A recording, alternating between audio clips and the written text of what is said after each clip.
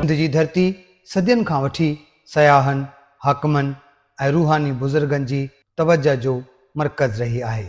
सिंध जे हर शहर ऐं वाहण वस्तियुनि जी धार धार सुञाणप ऐं तारीख़ी अहमियत आहे।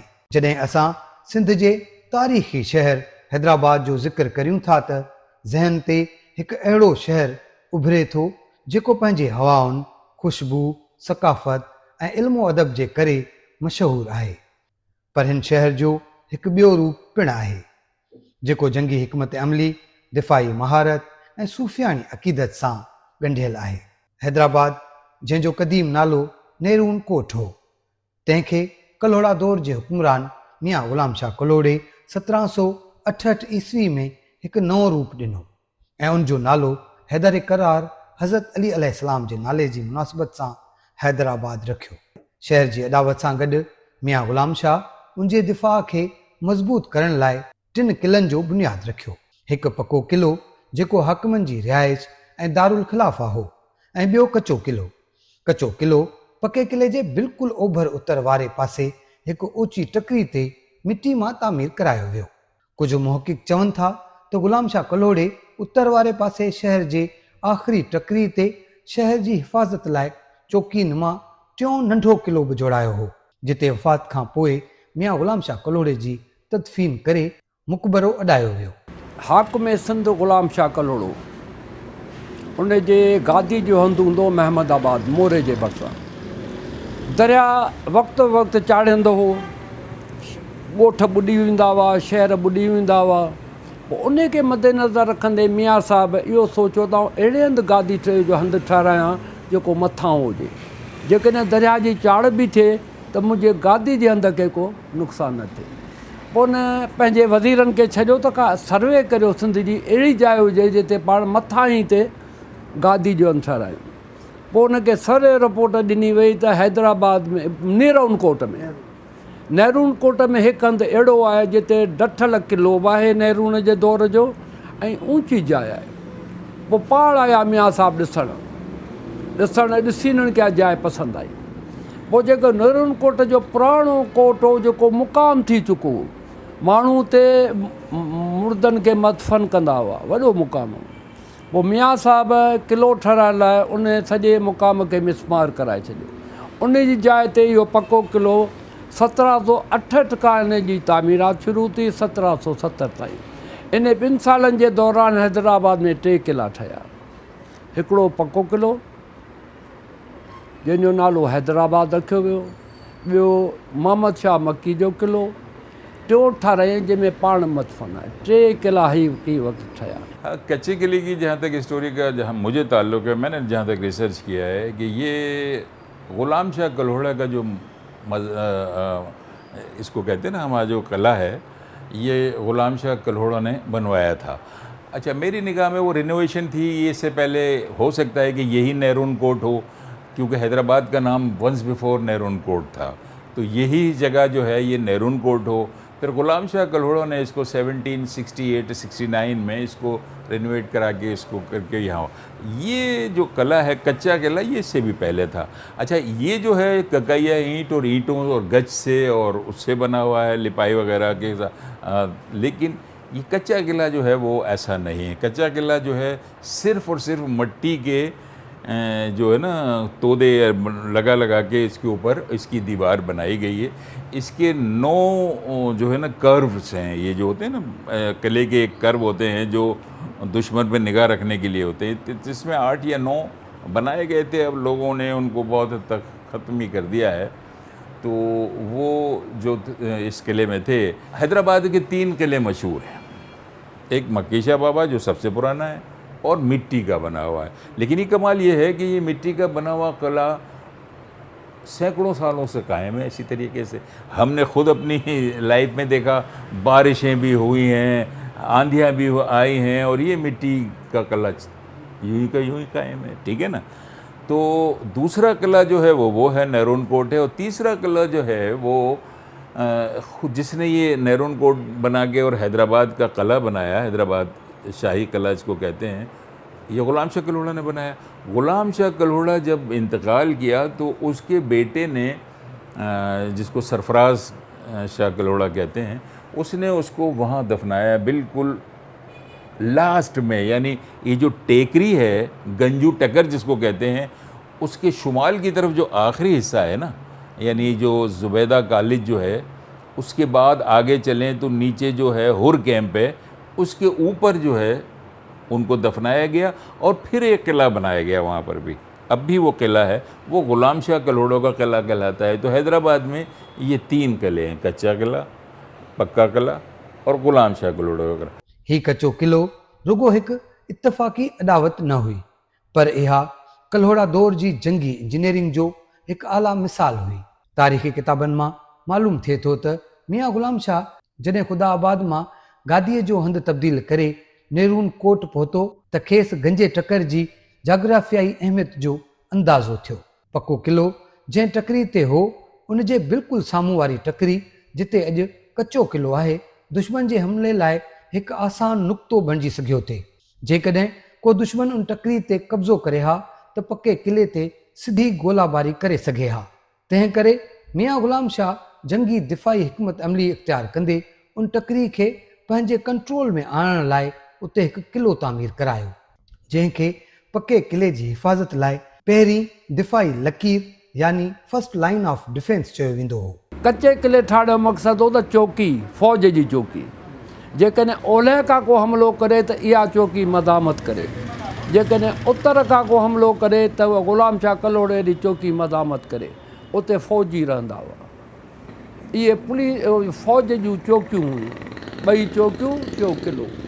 छाकाणि ॾखण पासे त मथे ऊचाई ते हो, फ़ौज पहुची कान सघंदी हुई, ऐं हिन पासे उत्तर खां मदामत थिए त हू किलो मदामत करे, ओलह खां मदामत थिए त ही मकी शाह वारो किलो फ़ौज मदामत करे, जेको जल्दी पके किले ताईं पहुची न सघे।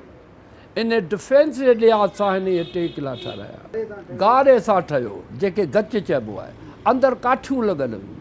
हाणे जीअं किलो पुराणो थियो आहे, मरमत न करण करे भित बि हिकिड़ी किरी पई, अंदरि त बि ॾिसंदो त काठियूं लॻियूं पियूं, जेके चवंदा 100 अंदरि काठियूं लॻी पियूं, जेके पुराणे दौर जा माण्हू चवंदा हुआ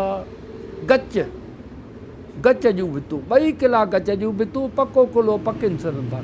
सवाल इहो थो पैदा थिए त जॾहिं पको किलो पकियुनि सिरनि सां ठहियो त हिन किले खे मिटी जो छो रखियो वियो? उन जो जवाबु उन दौर जी जंगी हिकमत अमली मां मिले थो त तोबनि जे गोलनि जे मुक़ाबले में मिटी जूं थुलियूं दीवारूं पकियुनि सिरनि जी भेट में वधीक असराइतियूं साबित थींदियूं हुयूं। पकी सिर गोले लॻण सां टुटी पवंदी हुई, जॾहिं त मिटी गोले जी तवानाई खे पंहिंजे अंदरि जज़्ब करे वठंदी हुई ऐं दीवार सलामत रहंदी हुई। 2 खां 3 एकड़नि ते अॾियल हिन किले जूं भितियूं लॻभॻि 10 खां 14 फुट वेकिरियूं ऐं 15 खां 20 फुट खनि डिघियूं तामीर कयूं हुयूं।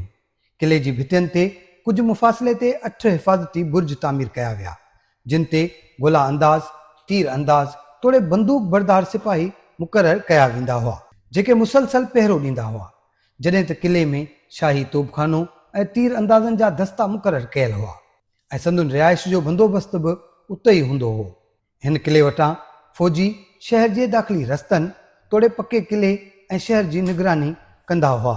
हिन किले जी कचियुनि भितियुनि मौसमियाती तब्दीलियुनि, तेज़ बरसातनि, तूफ़ाननि समेत मौसम जूं सख़्तियूं बर्दाश्त कयूं ऐं 250 साल खां वधीक अरसो गुज़रण बावजूदु पंहिंजो वजूद बरक़रार रखियो बीठियूं आहिनि। पर कची मिटी, गारे ऐं गच मां तयारु कयल हिन शाहूकार अॾावत जी सार संभाल न लहण करे हाणे ही किलो हंधा भॼी ऐं भुरी रहियो आहे। कचे किले जी जेका ही भित आहे जिते आउं हीअं मौजूदु आहियां, इहा पहिरीं कुझु अर्सो अॻु हितां ही जेको चबूतरे वारो ही टुकर आहे, हितां ही किरी पियो, जंहिंजे हेठां हिकु औरत अची हिते उहा सदी ज़ख़्मी थी हुई, जेका पोइ हुन खां पोइ उहा औरत फ़ौत थी वई। हिन वक़्तु इन्हनि भितनि जे वक़्त जी सितम ज़रीफ़ी ऐं हालतनि ऐं जेको जहिड़े तरीक़े जा मौसम आहे, बरसाति तेज़, उन्हनि जेको आहे हिननि भितनि खे ॻारे छॾियो आहे, भोरे छॾियो आहे। हिते मौजूदु जेका इंतिज़ामिया आहे उन सां ॻाल्हि ॿोल्हि थी आहे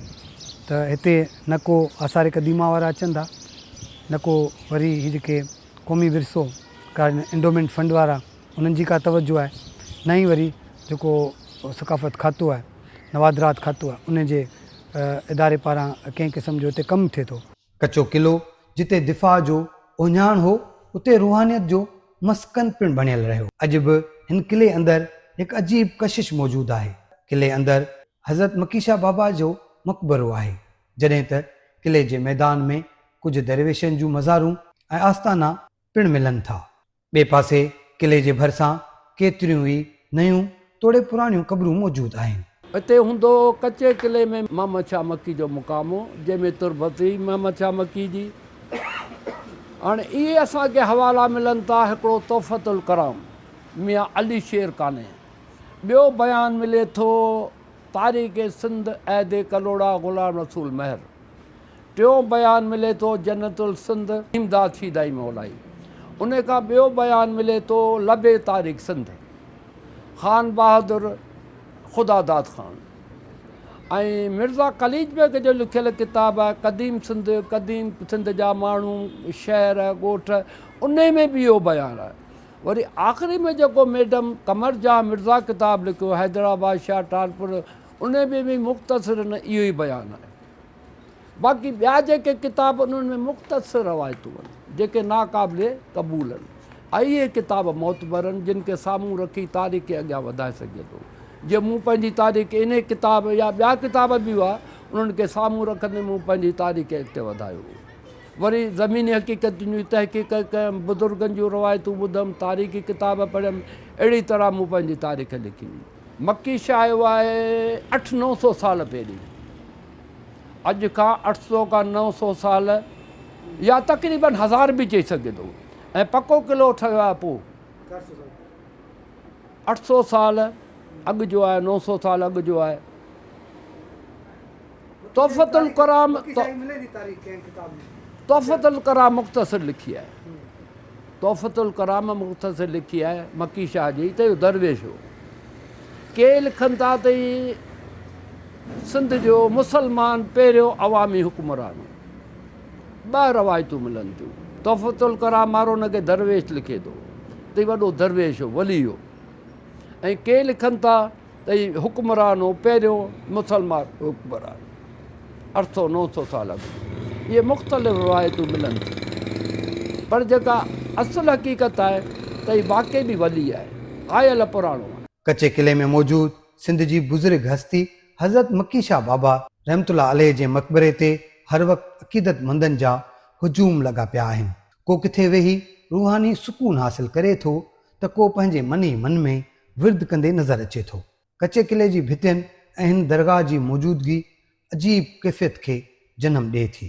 इस किले के अंदर जो है एक मज़ार है, मक्की शाह बाबा कहते हैं, और लोग कहते हैं कि वो वहाँ से आए थे, मक्के से आए थे यहाँ पे, क्योंकि एक ज़माने में हुआ ये था कि सिंध में वहाँ से बहुत सारे शाह जो हैं वो उनको बनी उमैया ने उनके ख़िलाफ़ एक मुहिम चलाई हुई थी, उनको मार रहे थे, कत्ल कर रहे थे।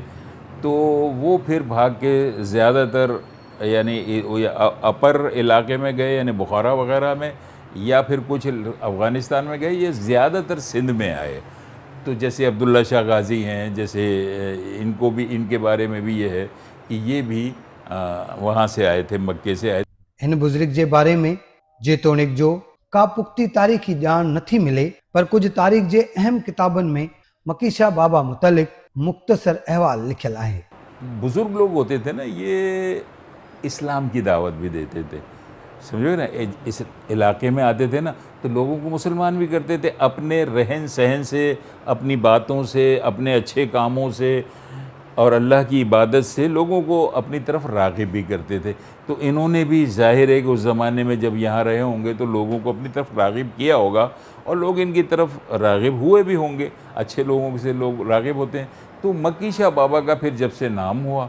एक और बात भी बताऊँ आपको कि ये कला बहुत ही अच्छा था। ये भी एक मिथ है या लिखा हुआ है तारीख़ में कि जब देखा ना ग़ुलाम शाह कल्होड़ा ने अपना कला बनाते हुए, बोलने कि यार ये तो बहुत दूर से नज़र आ रहा है और बड़ा शानदार कला है, तो उसने इसको डिमोलिश कर दिया, निग्रह किया, और फिर ये एक ऐसा बनवा दिया कि मेरे कले से ये हल्का मालूम दे।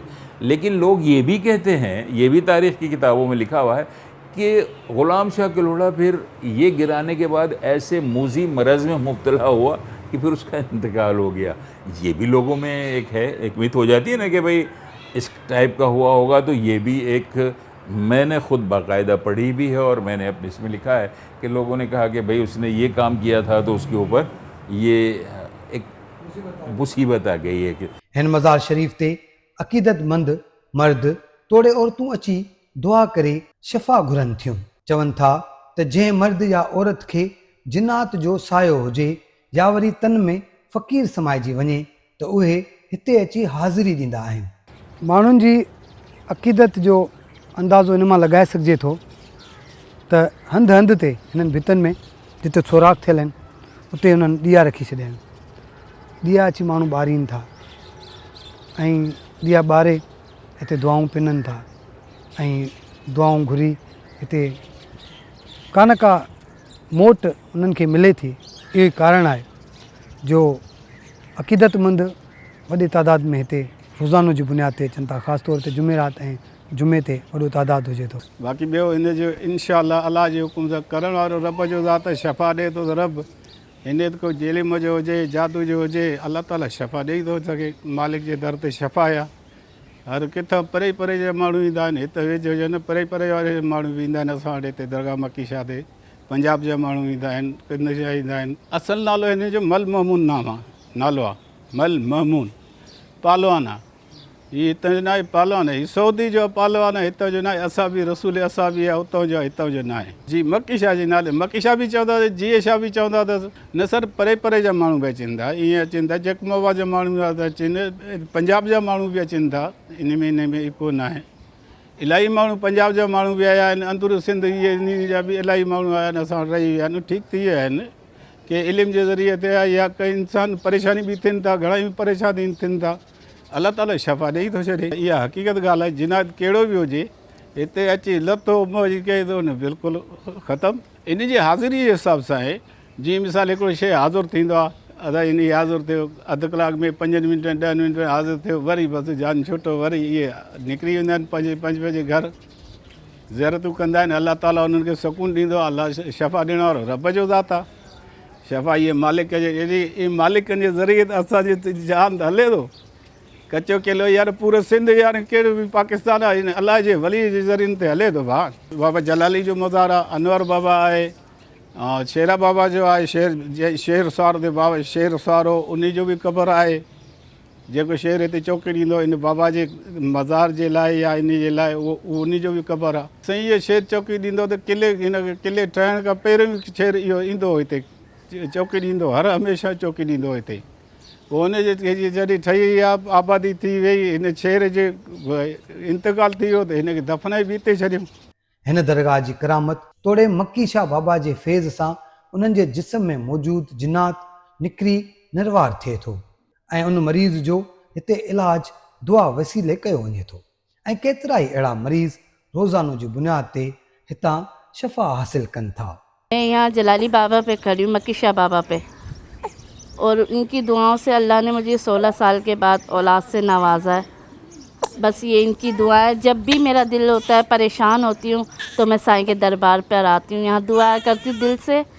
और जितनी भी यहाँ बेचारियाँ आई हुई हैं परेशान तंग दस्ती में, अल्लाह उनकी भी आसानी करे परवरदिगार। हम हर हफ्ते यहाँ आते रहते हैं बाबा की दरगाह पे, दुआएं कबूल होती हैं हमारी। हमें इनकी दुआओं से बहुत कुछ मिला है, बहुत कुछ। ये उनका करम है। बस आते हैं, दूर दूर से आते हैं, कोई कराची के होते हैं, कोई अपने हैदराबाद के होते हैं, कोई कहीं के होते हैं, बहुत से लोग आते हैं।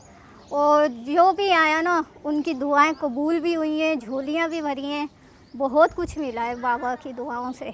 कच्चे किले ऐं दरगाह मक्की शाह बाबा तोड़े किले जे कुंड में वाक़े जलाली बाबा वारी मज़ार ऐं उन जे भर पासे ते अक्सर बीमारियुनि में वरतल मरीज़ दुआ पिनंदे नज़र अचनि था।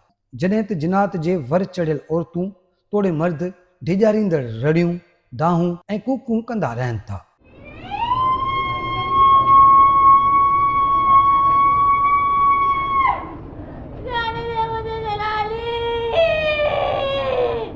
जलाली बाबा जे इन आस्थाने ते मौजूदु आहियूं। कच्चे किले में ही जेको आस्थानो आहे जंहिंमें मक्की शाह बाबा ऐं ही जलाली शाह जी मज़ार आहे, जिते ही मर्दनि वारो पोर्शन आहे, हुन पासे औरतूं आहिनि ऐं ही आवाज़ूं जेके असां ॿुधियूं त ज़ाहिर आहे कैफ़ियत आहे। गॾोगॾु कंहिंखे हाल थो अची वञे, कंहिंखे हाज़िरी थी अचे, त अहिड़े क़िस्म जी सूरत हाल आहे। माण्हू परे परे खां हिते अचनि था, ज़ियारत कनि था ऐं काफ़ी माण्हुनि खे उन्हनि मां निजात मिले थी। किले अंदरि मौजूदु जलाली बाबा जी मज़ार बाबति का बि मुस्तनद ॼाण नथी मिले। अक़ीदतमंद मक्की शाह बाबा खे शेर सवार बि सॾीनि था। संदुनि चवणु आहे त मक्की शाह बाबा शींहं ते सवारी कंदो हो ऐं संदुसि शींहं जी मज़ार पिणु हिन किले जे गेट ते मौजूदु आहे। उन मज़ार ते पिणु शेर बाबा जो कुतबो लॻलु आहे। अंदरि कुतबा लॻा पिया आहिनि, कुतबा लॻा पिया आहिनि। बिल्कुलु हिकिड़ी मस्जिद आहे ऐं ॿियो जिते माइन जा जिन कढंदा आहिनि उहो आहे, उते कुतबा बिल्कुलु लिखिया पिया आहिनि, के अरबी में के फ़ारसी में। हाणे इहे कलोड़नि जे दौर जा आहिनि, इहे जेके कुतबा लिखिया पिया आहिनि इहे कलोड़नि जे दौर जा आहिनि। जहिड़ी तरह पके किले जे दीवार ते लिखियो पियो हूंदो, ॿियो गेट ते कुतबो लिखियो पियो, साॻी इबारत उहो आहे। उते बि अंदरि ॾिसंदो न मस्जिद आहे नंढड़ी, वरी पासे में जिते जिन कढंदा आहिनि उहा जाइ आहे। इहे सभु कलोड़नि जो दौरु आहे। शेर बाबा जी क़बर बि लॻी पई आहे, शेर बाबा लिखियो पिया क़बर ते। पर हाणे छा आहे त इहे का बि मुस्तनद इन शेर बाबा जी रवायत कान्हे, न को जलाल। असीं नंढा बि हुआसीं न, वेंदासीं त जलाली बाबा कंहिंखे यादि ई कोन हूंदो। हाणे के 30-35 साल थींदा जो जलाली बाबा खे ज़ाहिर कयो। हाणे मक्की शाह ते माण्हू घटि था वञनि, जलाली बाबा ते वधीक था। जलाली बाबा खे 30 खां 40 साल थींदा जो इन खे ज़ाहिर कयो आहे जलाली बाबा आहे। असीं जॾहिं वेंदासीं जवानी में या नंढड़े हूंदे त जलाली बाबा जो को वजूद कोन हो। हाणे हिन जिननि जी कोठी खे अची वसायो आहे, तावीज़ वारनि ऐं जिननि कढण वारनि। दरक़ीक़त इहा वहम परस्ती आहे, इन जी का इन में सदाकत कान्हे। ॿी माना में चवंदे हिकिड़ी पैदागिरी लॻाए वेठा आहिनि, ग़ैर माण्हू विहारे छॾिया अथनि जिन जो को मक्की शाह सां तालुक़ु कोन्हे, न औकाफ़ सां तालुक़ु आहे। अची माण्हुनि वसायो आहे, पैदागिरी जे करे पोइ सभु वंडियो विरछो खाइनि पिया, कंहिंजा जिन पिया कढनि, कंहिंखे ज़ंजीरूं ॿधियो पिया विहारीनि। इहो सिलसिलो जलाली बाबा ते घणो आहे। मक्की शाह विसरी वियो आहे, जलाली बाबा चढ़ी वियो आहे। वो औरतें जो भी आती हैं, अव्वल तो वो बाहर दरवाजे पे ही बाल वाल अपना बिखेरना, और ये अब एक ज़माने में तो बहुत था, हम जाते थे हमें पता है। अब थोड़ा सा ज़रा सा कम हुआ है, पता नहीं क्यों किस वजह से। लेकिन वो अंदर जाके औरतें हाल खेलती हैं, कोने में भी जाके, उधर भी, हर तरफ भी। लेकिन वो कहते यही हैं सबके मक्की शाह बाबा ही के मज़ार पे आती हैं, उन्हीं के सिलसिले में आती हैं। और लोग कहते हैं कि मन की मुरादें भी पूरी हो जाती हैं। हैदराबाद में इसलिए ये 2-3 मज़ारात बहुत ही अहमियत वाले हैं। तारीख़ जे ॼाणू लेखक इशरत अली ख़ान जो ख़्यालु आहे त मुग़लनि जे दौर हुकूमत में बि ही दरगाह मौजूदु हुई। हिन दरगाह में मन्नत वारी दरी मौजूदु आहे, जिते माण्हू मन्नत लाइ ताला हणी धागा ॿधनि था। जॾहिं त दरगाह जे अहाते में मुग़लिया दौर जी लिखत वारी तख़्ती पिणु अञा ताईं लॻल आहे, जंहिंसां साबित थिए थो त हिन दरगाह जो दौरो मुग़ल हुक्मराननि पिणु कयो हो। एक ज़िक्र ये भी है और अंदर लिखा हुआ भी है कि शाहजहाँ बादशाह के भी लोग यहाँ आए तो इस किले में गए, और उनके बारे में भी यहाँ लिखा हुआ है। जब उन्होंने शाहजहानी मस्जिद ठट्टा में बनाई ना, तो वो यहाँ आए थे, और यहाँ उनका एक शेर भी फ़ारसी में लिखा हुआ है। तो इसकी इनके बारे में, ये पुराना था, उन्होंने थोड़ा सा इसको रिनोवेट करके बनाया। मक्की शाह बाबा के बारे में सुना है कि ये शेर सवार भी थे, यानी जब लोगों ने देखा कि ये शेर पर बैठकर आ रहे हैं, तो यहाँ निगार एक खातून थी, उसने कहा कि जब कोई इधर से मगरिब की तरफ से कोई शेर पर बैठकर आएगा तो मैं उससे शादी करूँगी। ये मिथ है, इसको मिथ समझता हूँ मैं। यहाँ रहने लगे, यहीं पे उनको दफनाया गया, फिर उनका एक मज़ार बनाया गया, और उनके साथियों को भी जो उनके साथ आए होंगे या यहाँ पे उनके जो मुरीद बने होंगे, उनमें से बहुत सारी कब्रें अंदर हैं। एक ऐसी कोठरी भी मैंने देखी, इसके अंदर आप भी जब जाएं तो उसको ज़रूर ले लीजिएगा, कि वो बिल्कुल बंद रहती है। अच्छा, उसके बाहर बहुत से ताले पड़े हुए हैं, ये डोरे धागे लगे हुए हैं, जो लोग मन्नतें मांगते होंगे। मक्की शाह बाबा बाबति तारीख़ जे कुझु किताबनि जा पन्ना उथलायूं था। नाले वारे लेखक ग़ुलाम रसूल मेहर संदसि लिखियल किताब तारीख़ सिंध कलोड़ा दौर हिसो ॿियों में हिन दरवेश जो नालो शेख महमूद अंसारी लिखियो आहे। जॾहिं त तारीख़ जे मुख़्तलिफ़ किताबनि में मकीशा बाबा जो नालो शेख मकाई, शाह मकई या मोहम्मद मकई मिले थो, जॾहिं त संदसि दरगाह जे भितियुनि ते पिणु मकीशा बाबा, शेर सवार जा नाला लिखियल आहिनि। नाले वारे तारीख़दान मीर अली शेर काने ठटवी पंहिंजे किताब तहफ़तुल कराम जे सुफ़े नंबर 374 ते मकीशा जे हवाले सां लिखियो आहे त शेख मकई या शाह मकई हिकु वॾे में वॾो वली ऐं पहिरियों इस्लामी हाकिम आहे जो सिंध जे फतेह खां पोइ हिते हुकूमत करणु वेठो। संदसि दरगाह अलाह जे वलियनि ऐं ख़ुदा जे मार्फत वारनि जी ज़ियारत गाह ऐं मर्जा आहे। अहिड़ी तरह शमसुल उलमा मिर्ज़ा कलीज बेग संदसि किताब क़दीम सिंध में लिखे थो त शेख मकई जी मज़ार ग़ुलाम शाह कलोड़े जे हाकिमी खां पहिरीं मौजूदु हुई। उहो शेख अरबनि जी फतह खां पोइ उते हाकिम करे रखियो वियो हो। वॾनि ओलियानि में शुमार थियल आहे। जन्नतुल सिंध जे राइटर रहीमदाद ख़ान शीदाई मौलाई संदसि किताब जन्नतुल सिंध जे सुफ़े नंबर 531 ते लिखे थो त ग़ुलाम शाह मेहराण जे खाॿे कप ते पकियनि सिरनि जो हिकु शानदार किलो जोड़ायो, जॾहिं त भरिसां गंजे टकर जी हिकिड़ी शाख ते शाह मोहम्मद मकाई जे मक़बरे जे चौगिर्द कचनि सिरनि सां किलो पिणु तामीर करायाईं। नाले वारे लेखक डॉक्टर अब्दुल मजीद सिंधी जी उर्दू किताब सिंधी अदब की मुख्तसर तारीख़, नाले वारे मुहक़िक़ मोहम्मद वारिस अब्बासी जी लिखियल किताब हैदराबाद शहर तारीख़ जे आईने में, डॉक्टर कमरुज्जहां मिर्ज़ा जी लिखियल किताब हैदराबाद शहर टालपुरनि जे दौर में, खान बहादुर खुदादाद ख़ान जी तालीफ़ कयल किताब लबे तारीख़ सिंध समेत मुख़्तलिफ़ किताबनि मां मिलियल रवायतनि मूजिबि मकीशा बाबा मके पाक मां हिजरत करे सिंध जे हिन ख़िते में इस्लाम जी तबलीग लाइ आया हुआ ऐं संदन आमद कलोड़ा दौर खां बि घणो अॻु जी आहे। अहिड़े क़िस्म जूं रवायतूं मिलनि थियूं। कलोड़नि खां पोइ जॾहिं टालपुरनि सिंध जी वाग संभाली त हिननि पिणु हिन किले जी अहमियत खे बरक़रार रखियो, पर 1843 ईस्वी में जॾहिं मियाणी ऐं दुबे जी जंगनि खां पोइ अंग्रेज़नि सिंध ते कब्ज़ो कयो त हैदराबाद जा किला पंहिंजी फ़ौजी अहमियत विञाए वेठा। अंग्रेज़नि पके किले खे पंहिंजी बैरकनि में तब्दील कयो ऐं कचे किले खे नज़रअंदाज़ कयो वियो। अॼोके दौर में जॾहिं असां हिन अज़ीम किले खे ॾिसूं था त तमामु घणो अफ़सोस थो थिए। किले जे भरिसां कचूं आबादियूं ऐं घर अॾिजी चुका आहिनि, जंहिं करे किले जूं दीवारूं तमामु घणियूं ज़बून थी वियूं आहिनि। हैदराबाद जो कचो किलो सिर्फ़ु हिकु तारीख़ी आसार न आहे, पर असांजी क़ौमी सुञाणप जो हिसो आहे। हीउ किलो असांखे यादि ॾियारे थो त असांजा हाकिम पंहिंजे वतन जी हिफ़ाज़त लाइ केतिरा संजीदा हुआ। मकीशा बाबा जी मज़ार जी मौजूदगी हिन जॻह खे हिकु मुक़दस तारीख़ी विरसो बणाए थी। जेकॾहिं अॼु असांजे सक़ाफ़त खाते ऐं सिंध हुकूमत हिन तरफ़ ध्यानु न ॾिनो त ईंदड़ कुझु सालनि में हीउ किलो रुगो किताबनि जे सुफ़नि ताईं महदूद रहिजी वेंदो। हिन विरसे खे बचाइणु असां सभिनी जो गॾियल क़ौमी फ़र्ज़ु आहे।